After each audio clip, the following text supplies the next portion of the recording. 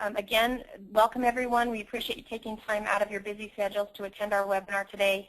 Our webinar is Test Security Lessons from ATP 2015, and I'm pleased to announce Dr. David Foster and Dr. John Freemer, who both attended the conference along with a number of other people from Caveon. I'm going to go ahead and turn it over to Dr. Freemer. Thank you, Rochelle. It's a pleasure to be able to do this. I know the kind of folks who sign up for our webinars are very busy, so we'll try to make your time worthwhile in this session, giving our perspectives on what we thought were lessons we learned, things that were interesting at ATP. So the next slide. Dave and I have divided up the areas we're going to cover. I'd say generally what Dave is looking at are challenges in testing, things related to preventing possible testing irregularities, kind of a higher level look at how not to have problems, including uses in ways of designing your tests using technology, and then more about where we think the certification of exam security is going to take us. Then my sessions are more focused, although after you can decide whether they're focused or not, but they're more about what to do if you have a problem, investigations, steps you can take if your stuff is on the web. And then I have a couple of slides just giving my kind of overall impression both on what we heard at the booth, the Caveon booth, and in the hall, and all the sessions in my mind put together. So we now have a poll. If you could launch that for us, Cindy. Yes, I'll launch the poll, no problem. Okay, so the first poll question is, did you attend ATP's Innovations in Testing Conference this year? So if you can go ahead and vote, we'll give you just a couple seconds to vote. The votes are coming in, about 85%. Okay, I'll go ahead and close the poll. Got all the votes in. And share the results. So more than half of the folks who signed in for our webinar did not attend this year. Almost half did, but I hope just hearing our perspective may add to what you personally were able to observe. With so many sessions, no matter how hard you tried, even if you limited yourself to security as a focus, you could not have attended all of them at this conference. And most of us have multiple interests, not just test security. So I think we're ready then, Dave, to turn this over to you. Okay, thanks, John. It's a pleasure to be here today and talk about ATP. ATP for me was, as usual, great. I enjoyed it. I find myself busy, 14 hours of each day, and having difficulty getting to sessions, but all that's so exciting, the networking, the exhibits, so I don't feel that way about most conferences I attend every year, and so it's really a treat to sign up and attend, and I would encourage, and you probably already know, those of you who did not attend probably wish you could have, and circumstances didn't allow it, but I enjoyed it. I learned a lot of new things, and the first slide that I'm showing here was actually given to me by Christy Zervos on our Caveon team, who thought these were important points, and I agree with her. These were in a session by Rachel Watkins-Schoenig and Ashok Sarathi from GMAC. Rachel's from ACT. And it's just a couple, it represents the kind of background information you get at these sessions, the good advice. And so a couple of points from that session. One is that the least complex route, which is the simplest route, usually leads you to the greatest success. Sometimes we try to complicate life a little more or believe that a complicated way of doing something must be the best way. Reminded me of my graduate work when one of the principles of science is parsimony. That is, all other things being equal, the simplest solution or the simplest explanation is usually the best one, which is, of course, something we should learn in life or use in life as well. A second one is just a little advice about challenging your typical methods of thinking. They suggest working groups of unique individuals will produce a lot of innovative ideas. And if they're not squashed or controlled in some way, it could provide some valuable insight to solving problems or creating a new solution or whatever. But in a world where we live in and in a conference that's devoted to innovations, it's important that we keep moving forward. We keep trying out new things, breaking down the barriers that exist. So this was a great session. So next slide, please.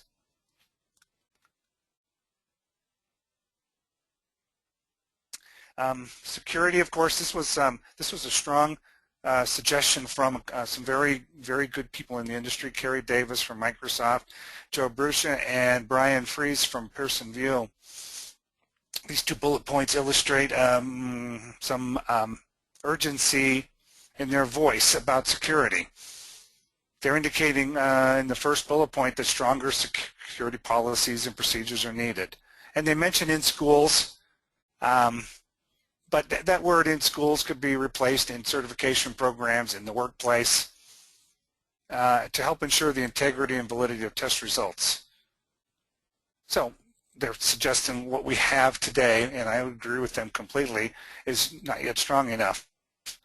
Our policies and procedures, we have to keep making them stronger. And the second, well, and so just on that first point, coincidentally this past week in the news, I don't know if you saw it, but you can certainly find it easily enough using Google, is that some state assessment tests have begun, and incidents were found with students tweeting pictures of exam questions taken with their cell phones during the exam. Well, obviously, it points to their first point, stronger security policies and procedures. I mean, you need to have these in place so that such behavior is not even permitted or allowed. And so there was a little bit of breakdown in the security procedures at that point that allows pictures to be taken and then tweeted. The second point is also relevant in that they suggest we must be vigilant in enforcing our policies and take action. And that was in this particular example as well. If you look up, either New Jersey or Pearson or Caveon and the word spying, you could probably find plenty of articles. The more recent ones being very balanced about these particular issues. All people should do that. And so, what do you do with a student that is caught tweeting? Is really a critical discussion going on right now. Next slide, please.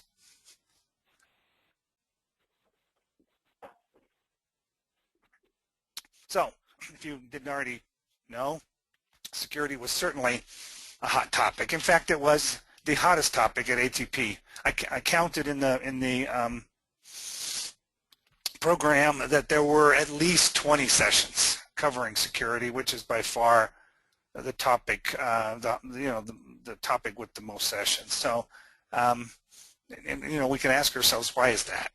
And I believe that ATP is representing the concerns of the individuals on the previous slide, as well as many of you, that it's the biggest problem we have in the industry today, and continuing to grow as a problem. This point made by Dennis Maines of Caveon, James Tunke of Ion Asia, and Amy Rhodes of CFA Institute, suggesting we can't or shouldn't bury our heads in the sand. That is, ignore the problem. Any program that has done that knows that that's a dangerous strategy.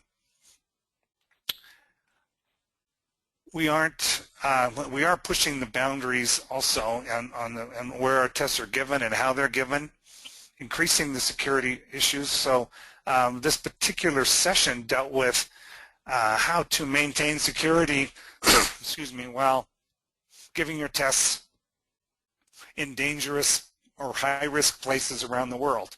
An example here is Nigeria, but several other places could also be listed. So I have a poll now I'd like us to take. If we could move to that.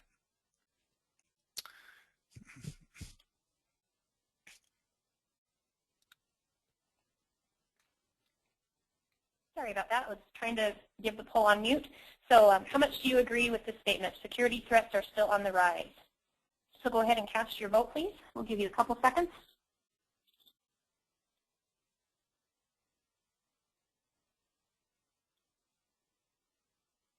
Votes are still coming in. About 80% of you have voted.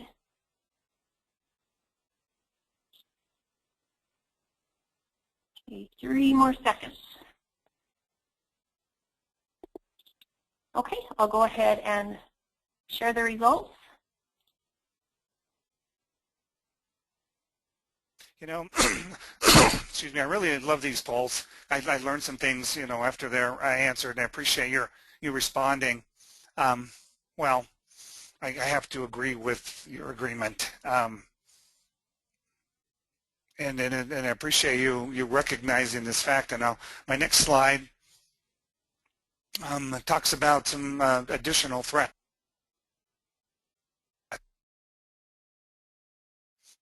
See, these are threats that worry me. I presented these at ATP. These worry me because they are undetectable. The first picture shows a hidden button camera.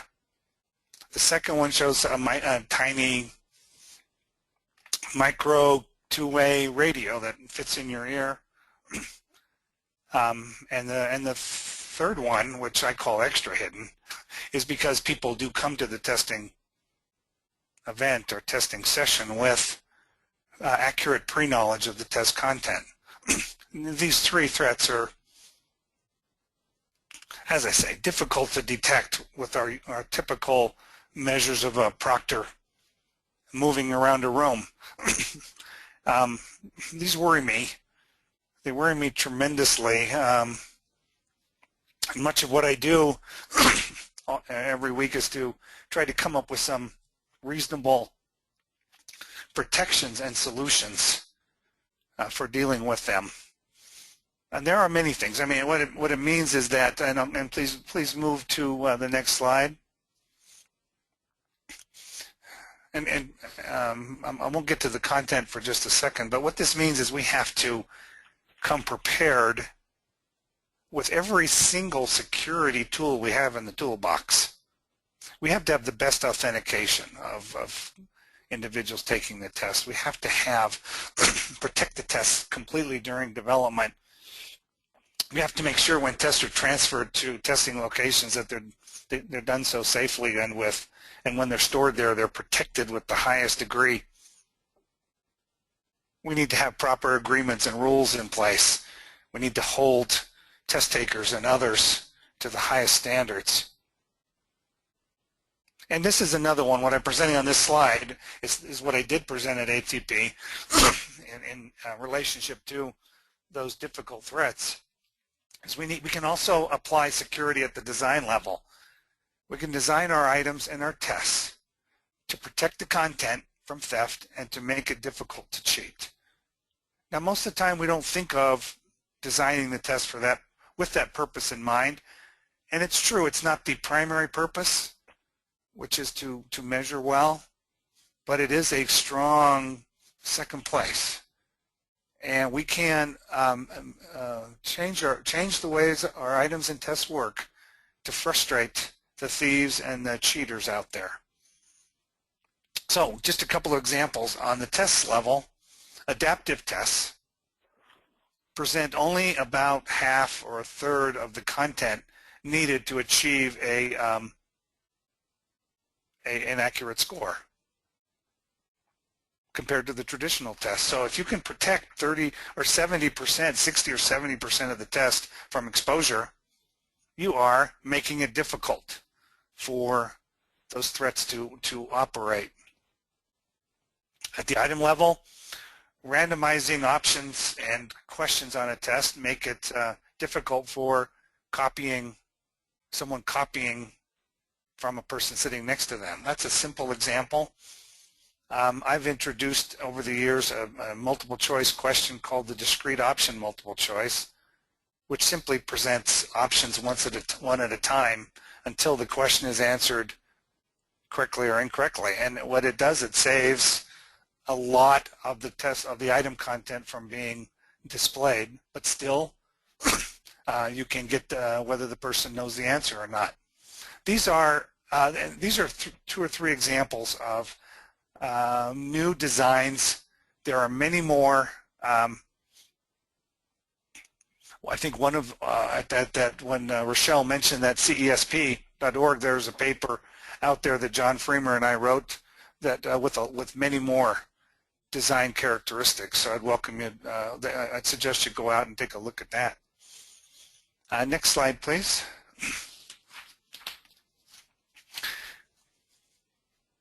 ATP is always a wonderful breeding ground for new technologies, or at least a place to talk about them and show how they worked and demonstrate them. Here are a few, certainly not a comprehensive list, but here are a few technologies that I noticed. One I noticed because the first one because I demonstrated it. It's a do-it-yourself item review tool we created here at Caveon called Scorpion, and it basically, there really isn't in the industry very many tools for reviewing your items and running standard setting studies like the ANGOF. So this is a tool meant to allow a program to pull their items in, conduct reviews using in a collaborative way using subject matter experts, and achieve the results back so. I noticed a number of other excuse me, new tools being introduced. And of course, the second bullet point, a very popular and growing technology of online proctoring.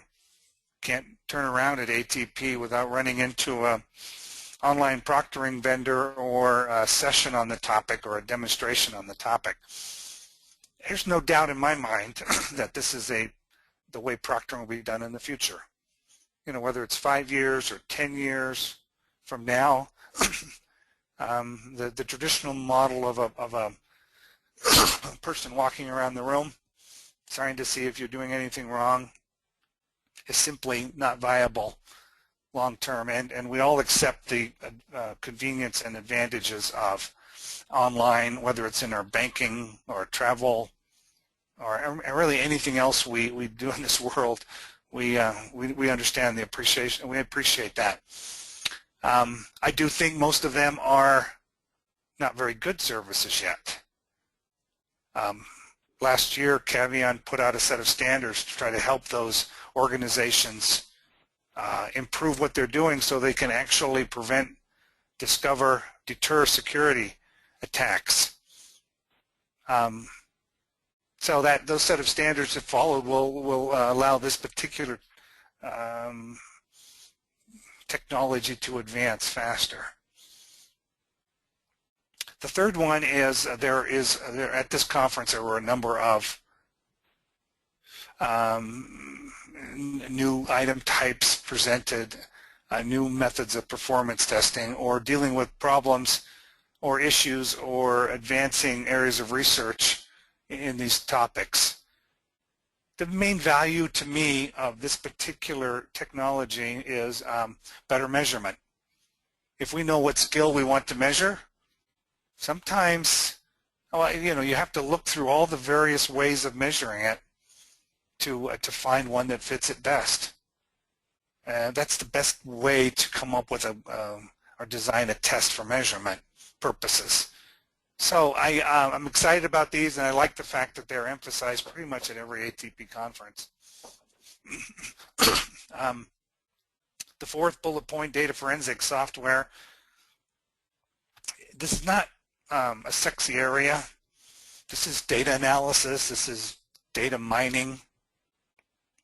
There is value, tremendous value in being able to see what your test results tell you about security. You probably already do so about how well your test is working, but it can tell you things about whether someone has compromised your test and whether someone is cheating or had cheated during your test. But I noticed at the conference there were many, probably I'll bet as many as 8 or 10 sessions on the topic. It is becoming a standard, almost routine practice for any testing program, and a lot of new ways of doing it. So it's an exciting area. The next one is the last one I have here is automated item generation. Well, I don't know how many of you participate in the test development process, but you all know how challenging it is. It's expensive, it's difficult to do, mistakes are common. And so there were 3 sessions at least that I saw on automated item generation, which is a process that would automatically create test questions while, either in advance or while the test is in progress even. It's an exciting new technology. I'm not sure how close to prime time it is, but wouldn't it be nice to be able to produce questions given a model and set of rules that, by and large, do what they're supposed to do. Okay, next slide, my final slide. Then I'll turn it back over to John. But I just want to reiterate or remind you of the CESP exam coming out in I think late April, early May. If you stick close to that website, it will and give you provide you with when we know for sure.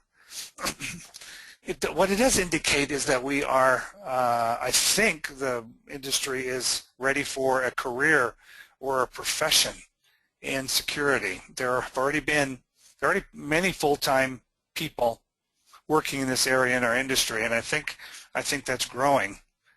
This particular exam will be a generalist exam. It's broad, not deep, mainly measuring your knowledge of rather than your application of topics in the test security field.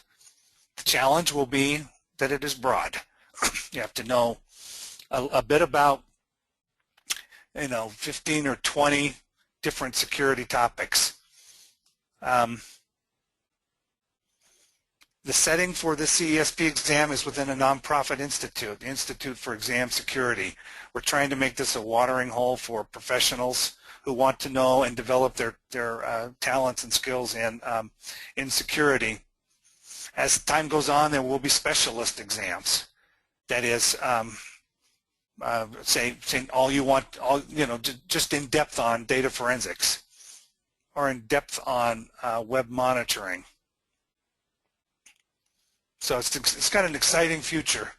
Then the last thing I want to say about this exam, it's going to be a showcase for security. That is how to administer exam, taking into account all the threats out there. And I don't expect this exam to counter the threats of, say, a high-volume exam like a state assessment or an SAT or a certification test. Nevertheless, we've designed it to protect the content and to frustrate cheaters and thieves, to counter all the current threats. It does have adaptive testing. It uses the discrete option multiple choice and another dozen or 2 security features. So as a showcase, it's also important to illustrate the security methods surrounding an exam. Anyway, I hope you take advantage of it and learn more about it. So that kind of concludes my piece of the webinar until the end, when you may have some questions, but I'll turn the time back to my friend and colleague, John Freemer. Next slide, please. So this slide is just a listing of the topics I'm going to cover, focus on 4 sessions, and then give 2 different runs at overall things that I picked up across my experience there. So let's go on to the first one, which was the opening keynote. It was by a person from LinkedIn whose focus was on the fact that LinkedIn is now including certifications if you provide that to them alongside of your profile or as part of your profile. And he gave the bit of data that I found really fascinating. If you compare all of the profiles with certifications with all of the profiles without certifications, your profile is 6 times more likely to be accessed with a certification than ones that don't have a certification. Now, how that might change over time, if there are many more profiles with certifications, I don't know. But if is the case, as it is for many, that you want your profile out there so that people might look at it and offer you an assignment or a job or be interested in you, and you have a certification, what I carried away was get that certification posted. He also made the observation, it's always interesting when people make these associations, exactly how one would go about proving it. But the speaker said that LinkedIn profiles, when you look at the information they provide that also would be on a resume, are much more likely to be accurate. People are more likely to fudge on a resume than on a LinkedIn profile. And the speculation was because the LinkedIn profile is public, many can see it. Anyone who spotted an inconsistency could bring it up. Typically, your resumes are more limited to particular agencies where you're seeking employment or the like, or if you have to produce it because you're going to be promoted or considered for something. I spend a lot of time on LinkedIn, and I know from looking at a list that many of the folks on this call are people I've had the privilege of connecting with on LinkedIn. So I pay attention to facts like this that might affect how we ought to use that service. Next slide. There were several kind of workshop-related sessions. I was in this one. I think it was a very good one, in spite of the fact that I was in it. We had Amy Rhodes and Mark Weinstein, 2 of the maybe dozen attorneys that attend ATP and are active. Interestingly, they're all that I've met quite good, and all of these jokes about not including attorneys because they'll just slow things up, I just don't see that. And then they all seem to be very helpful. One of the observations made at this workshop is that we're kind of moving on from just creating a test security program to operationalizing some key features of it, such as conducting investigations. And test sponsors, in the judgment of the presenters, are looking for ways to carry out investigations so that they will stand up if they have to take further action on the basis of it. Next slide.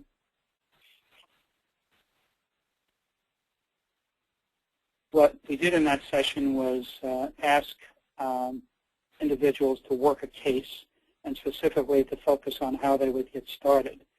It was very interesting. It had very sharp people representing major programs and had a lot of good ideas, but they all recognize that how you start is a very important contributor to how you end up, how good a job you do, how well you end up with a result that you can back.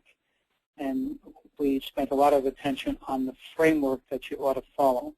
And the next slide then gets into that framework. These areas, which I'll just highlight here, are covered in more detail if you access the slides from the conference, or look at the writing actually of any of the folks who were participating. Threat assessment: how big a problem do you have? How many people does it affect? Is it leading to people pass who would not otherwise have passed?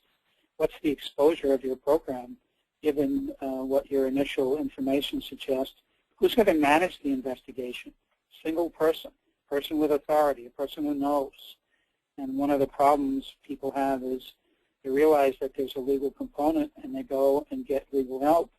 But that legal help may be someone who doesn't know education or testing and may not know the program very well, and they're starting from zero. A lot of attention in this session, as in any session that looks at this issue, is what does your user agreement say and what do your policies stipulate? And if you don't have the right type of agreement and you don't have approved policies, you're not going to be able to have a successful outcome. And then finally, making sure you get support before you try to take action. There's many stories being shared of thinking that you had the goods on a person or an agency that's misusing your content, only to find that taking action, which could generate, probably will generate cost and time, people want to stop you. They don't want you to go forward because they've never done that before. They worry about the cost. They worry about additional exposure. Maybe you could find some other way to solve this other than taking action, and usually there is no other way. Things will keep getting worse unless you act on the problems that you discover. And I think we're ready for another poll. We are. Okay. In the last 2 years, have you investigated a testing violation that resulted in some action impacting a test taker? So you're going to try to invalidate a score or bar a person from testing or take some other action. Have you done that? And if so, how did you do it? On your own or with different types of outside help?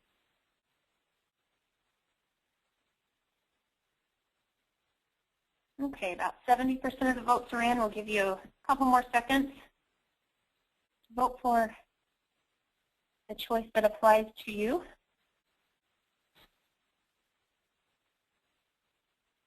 Okay, we're over 90% now, so I think that's all. I'll go ahead and close the poll and share the results.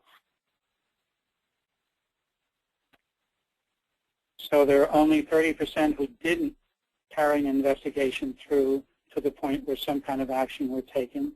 And the ways that this was done was varied. About half just did it with their own staff. Some used consultants, and some went to an external agency. Depending on the size of the agency, that maybe not that different from using consultants. So most of us are doing it. We're getting some help to do it in many cases. Let's move on then to the next slide.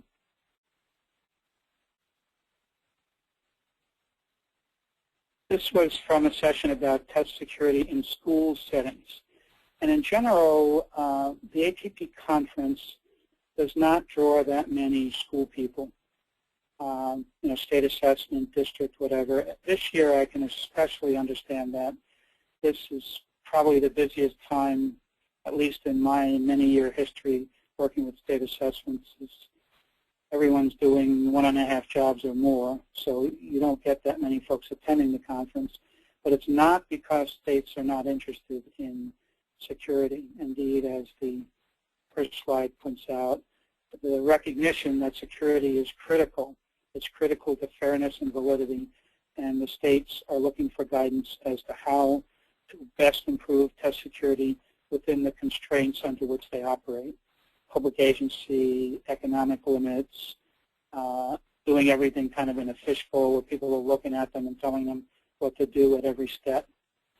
One of the areas, and which is what this session was particularly about, where there isn't as much as anyone who looks at it thinks there ought to be, is information on handling test security for students with special populations. Students with disabilities, for example, and English language learners. And a point strongly emphasized in this session is retrofitting, trying to make materials work in training, operation, implementation, when you haven't been thinking about these groups at the start, is not going to be nearly as successful as if you are trying to think that through back at the design and piloting and operational stage. What kind of accommodations are you going to use? How are you going to permit access? What will that do to the security of the materials? So you might say that because we want to be accommodating, those who are helping students with disabilities can make a print copy of the exam so they can work with the students. Well, that's one of the things that in the regular administration that you never want to happen. You don't want there to be print copies around.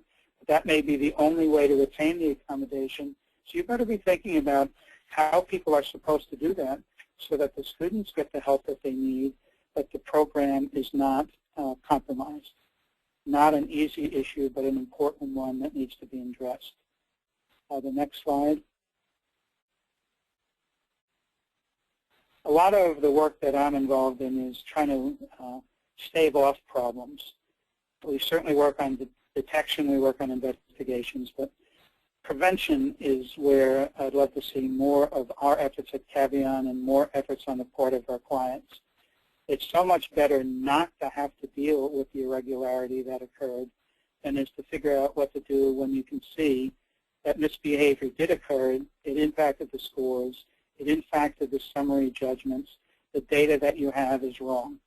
So anything that you can do to sort of head it off at the pass, that's what you want to do.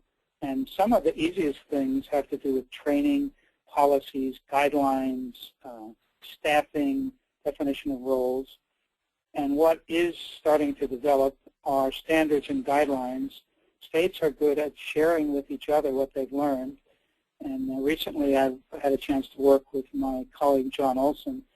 We produced a guidelines on test security for states. And with the help of a state work group, we're about to produce a second document that should be available by June of this year. In state assessment, one of the kind of key events of the year is the National Conference on Student Assessment in June. And we're shooting for having a new lessons learned document covering things like how to use data forensics, both with special populations and mainstream groups by that conference. Okay, next slide. If you go to ATP, presumably you know about the ATP Security Committee, but even if you don't, I think it's worth learning about. I'm just commenting here on the breakfast they had with a good group of people, lots of evidence of energy. They had a very good session. They had a town hall. They have a track record of tackling problems and having products of their work. Right now they're working on what ought to be in a test security manual. What kind of an outline criteria, whatever, so that everyone who tackles that would have a leg up on how to do it.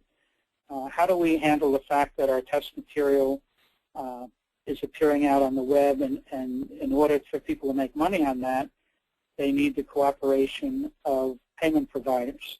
And they have a plan in mind to go after payment providers, pointing out to them in forceful ways that the material that people are selling is inappropriate to be there. People putting it up there do not have copyright to do it. And what they're actually doing, the payment providers, is participating in an illegal and immoral enterprise. Interesting to see how that will work. So also, ATP Security Committee is a volunteer group, and it seems to welcome volunteers. And unlike other groups you join who may not make use of your time and energy, they're likely to do so. They are an organization that comes through. So if you're willing to invest your time, choose your project wisely so it matches your skills and things that you are doing, and you could get a good return. Next slide. I think I would comment on what we heard at the Caveon booth. As an organization that is trying to provide our services to many of the members of ATP, pay a lot of attention to who comes to our booth, what do they ask about, what's going on. And this year, overall, we thought there was less traffic in the exhibit hall, except when food was being served, and then people came and got the food and went outside because the tables were all outside. So maybe nice for getting outside, particularly people coming from cold climates, but not so good for those of us standing in booths hoping to talk to people that we hadn't spoken to yet. Of the folks that came to our booth, the certified exam security professional probably got more questions than anything else, and we've commented on that. We also got a lot of positive feedback on our webinars and blogs. People are attending, they're reading, they say keep up the good work, we're sharing among ourselves some ideas for what we might do, which makes us feel very good. And then I just listed one question because it's sort of cosmic. A person came up to the booth and wanted to know, do we prefer computer-based testing over paper and pencil testing? And of course, the answer is it depends. What are the circumstances, the volumes, what are you testing, what have you been doing up to now? But still, that kind of question keeps you on your toes if you're in the booth. Next slide. So what's my overall take across all the sessions I attended, all the conversations in the hall? what I heard from my colleagues. We've each mentioned this, Dave and I, this increasing awareness of the importance of test security, test program management. Even certainly 5 years, maybe 3 years ago, a person could say, well, it is true that I'm a test program manager or part of the management, but our vendor handles test security for us. I really don't have to think about it. I don't think a person would say that now. I mean, they realize, of course, your vendor is paying attention, but all of you need to pay attention, and everybody has a role. And if you don't shore up the test security of your program, you can't deliver the fair and valid results that you want to. In terms of specific topics, we've mentioned, Dave mentioned online proctoring, I mentioned investigations. So a lot of talk about badging, sort of giving credit and documents to people, something that shows that they've learned specific things. I don't have the impression that the total number of badges being awarded is anywhere near where it might end up. The numbers I hear actually not that large. But the number of interested people, that's very large, the number of interested organizations. So you never know if it's at the beginning of a trend. I used to think everybody would have a citizen band radio in their car. Both of our cars had it. But guess what? I was completely wrong. And citizens band radio went back to being something truckers use. So I don't know. It's possible that'll be true with badging, but it doesn't look that way. It looks like people are interested in certifying the acquisition of skills, knowledge, competency through some kind of badge. And it reminds me of my days in Boy Scouts and merit badges. It's sort of merit badges grown up, but put in a form that others could see, gee, Freemer learned this, or Foster learned that, or Shaw learned that, and here's some evidence that they learned it. And also, this was part of what Dave had to say too. Seems to be quite a willingness to try new approaches. And that's always a little scary because you don't know how they're going to turn out. But I think I saw more evidence in all different areas at this year's ATP. Let's try some new things. Let's try to make things better and see how it works out. Okay. Next slide. Michelle, does that revert to you? It sure does. I think we just want to go ahead and open up for questions. We do have a couple already that people have entered into the question box. So I'll go ahead and read the first question. For SWD, are there any materials such as white papers, et cetera, related to federal web content accessibility guidelines available?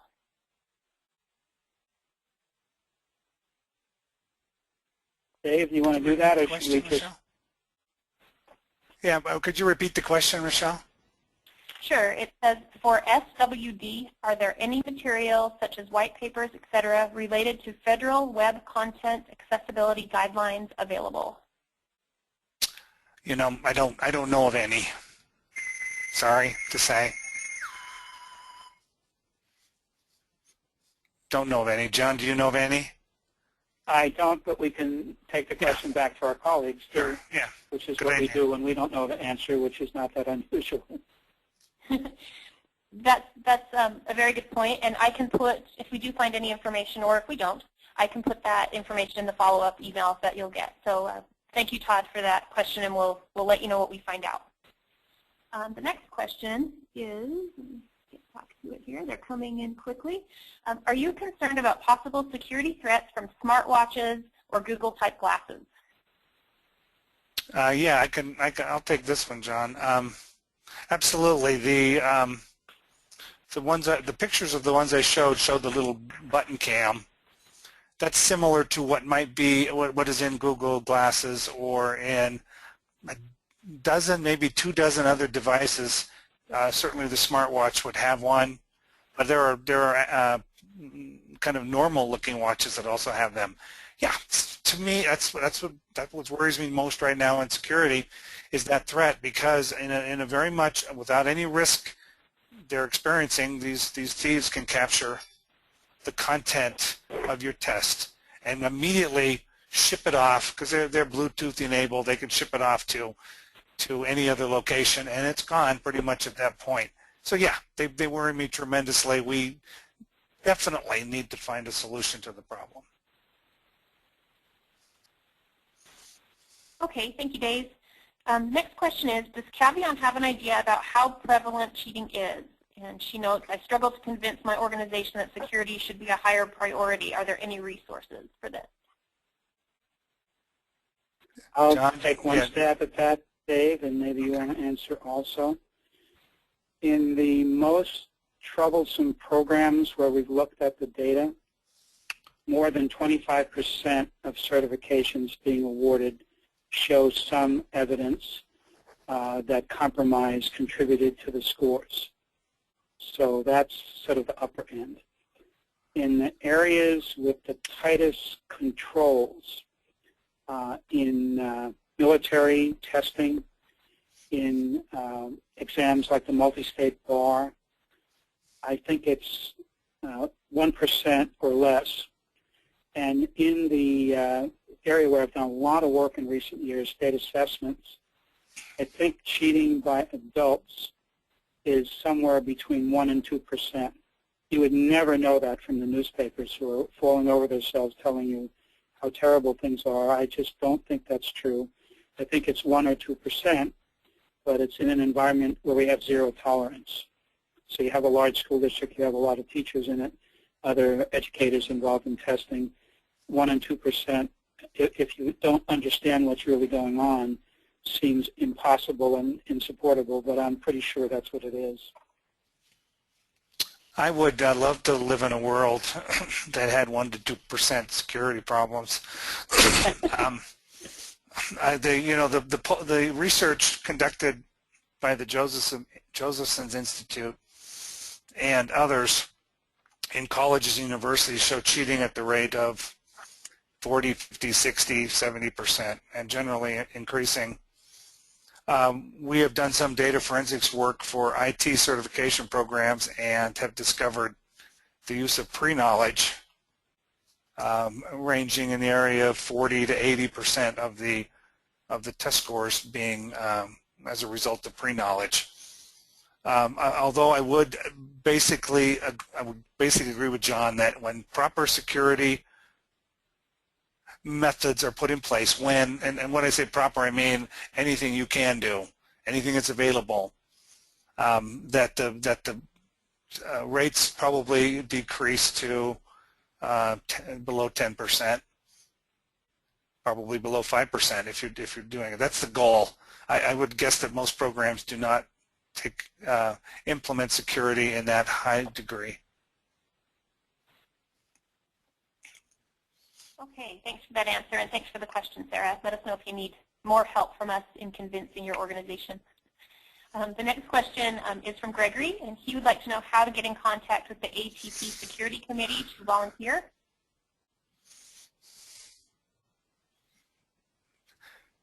John, do you have that? We'll get that answer. We'll get that answer. Yeah. It has a committee chair. In general, you could send it to ATP at their website. Their contact information they provide. They would then ship it off immediately to the committee chair. Okay, and we'll do that for you too. Yeah, we can too. Right, and I'll put that information in the follow-up email as well. Okay, another question. With government requirements that teacher evaluations include how students performed on state tests, there is more motive for teachers to help students cheat. How can that be countered when teachers are often the proctors of the tests? You need to do a lot of different things. Even in those circumstances, I think the level is relatively low. So it shows the quality of the people who are in the teaching profession. But you have to make it clear what's allowed and what isn't allowed. And a fair number of cases we've looked in, people thought it was okay to do things that just aren't okay. You need to have monitoring of what's going on, not secret police type monitoring, but individuals with no stake in the outcome who are present in the environments in which testing takes place. I like it when there are two people in a room whenever there's testing, plus someone roaming and walking around. You have to be absolutely sure if you're in a superintendent or higher level role, never ever say to your teachers and principals. What I'm looking for from you is an increase in test scores next year. That's what I want. I don't care how you do it. Instead, which arguably is the same message, I want our children to be better prepared for college and future life. And we're going to help you increase their skills. Arguably the same message, but it isn't. If you just talk about test scores, then what people are thinking about is how to get test scores up. And some of the things that can be done are not at all what should happen. It isn't just cheating, although it's a form of cheating, making sure that certain students aren't tested who would otherwise depress scores, reassign them to different grades, make sure they're absent, whatever. So as long as you do all of the kinds of things we talk about here and in these various guidebooks, score cheating, attempts at cheating doesn't have to go up. But if you don't, I've been around so long, any time you increase the stakes, you get more attempts to cheat. So you better make sure that if you're going to have a high-stakes exam, you have everything in place, encouraging people who understand what the proper behavior is and that someone is paying attention. I would echo, and I agree with everything John said. I would say one other thing for the future might be online proctoring. It does separate the teachers from the task of monitoring the students during testing and would help to solve that. However, you know, there are technical and other issues involved with that, but still I think it may be a possibility for the future. Okay, thanks for that question, Karen. Marillo wrote in and let us know that the email address to contact the ATP Security Committee is atpsecurity@testpublishers.org. So thank you for that, Marillo. We will also include that in the email that you'll all receive, so you'll have that as well. Okay, I don't see any more questions coming in. Any last questions that anyone would like to have answered? Oh, here's one last one from Kathy. She says, can you please comment on Caveon's observations with additional risks of online proctored tests compared to testing in traditional test centers, especially given that so many tests are stolen from the traditional test center setting? Yes. Yeah, probably the major reason why tests are stolen from testing center facilities after they're downloaded, ready for testing, is that the center does not care to or can't control its own internal security to its systems. And so people can get into those servers and capture the test files. And decrypt them, or maybe they're already decrypted at that point and can then quickly sell them. It's a routine method today. Also at those testing centers, many of them are connected to technical training centers, and the people proctoring the exam have some stake in the outcome. So the way online proctoring might work is the tests, first of all, are not given in centers. The tests are online, and so the items are not downloaded. They are simply streamed during the exam. They're not stored in any temporary, well, only temporary in RAM, but they're not stored at a testing workstation. So it's a bit more protective. Online proctoring also separates the motivations of the proctors. The online proctors have by definition, have no stake in the outcome, and therefore they will not tolerate cheating if they see it or any other kind of misbehavior that might occur. But you do need to do it properly. The proctor has to have control, has to be able to see, the online proctor I'm talking about, has to be able to see much of the testing environment.